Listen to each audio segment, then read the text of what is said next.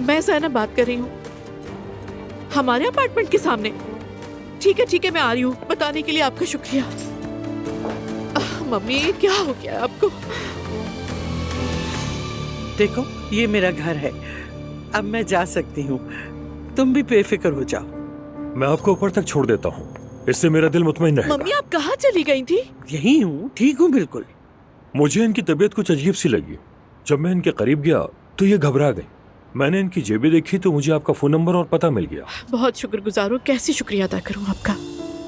Mummy मेरे बाबा की भी ऐसी कैफियत रही है कई साल, वाकई में? इसलिए मैं बहुत अच्छी तरह समझता हूँ ऐसे लोगों का अपने पास फोन नंबर और पता रखना बहुत जरूरी होता है। इसलिए मैंने आंटी की सबसे पहले जेबें चेक की।